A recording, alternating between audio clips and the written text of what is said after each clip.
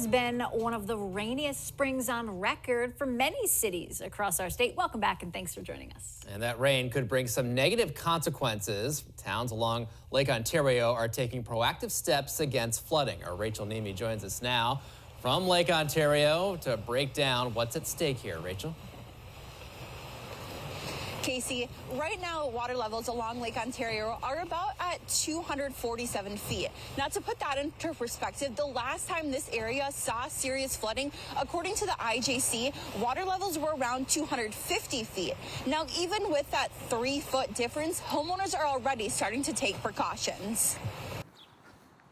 Last month, the last 4 or 5 weeks, we've seen a steep increase in the rise on Lake Ontario. Doug Dobson is no stranger to changing lake levels. The waves came in and pushed the stairs over. After living along Lake Ontario for 50 years, he's seen just how bad it can get. Doug helped found the Lake Ontario St. Lawrence River Alliance. It's a group that monitors water levels, sending out newsletters to homeowners from the Niagara to the St. Lawrence River. Watching and reading the IJC reports, the Army Corps of Engineer information, we have various sources, and based upon what they're indicating and some of their forecasts, we'll keep our membership notified. And now Alliance members are concerned.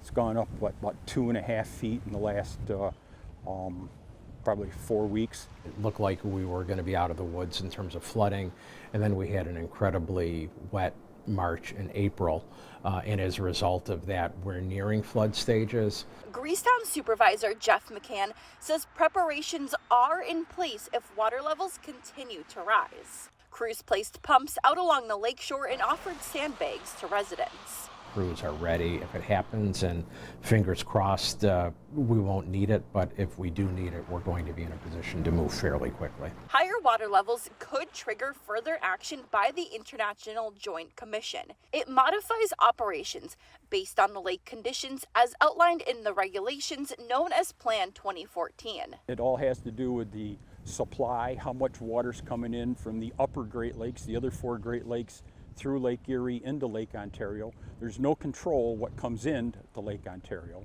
There's only a control at St. Lawrence River on what you can let out of Lake Ontario.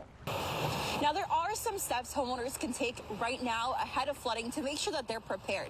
Those include elevating items in your basement, checking that your sump pumps are up and running, clearing the shorelines in case sandbagging becomes necessary, and just making sure that those break walls are inspected and ready to go. Casey? We all remember how difficult things were a few years ago there. We're hoping we don't have a repeat performance. Rachel Nemi on the shores of Lake Ontario for us tonight. Rachel, thank you so much.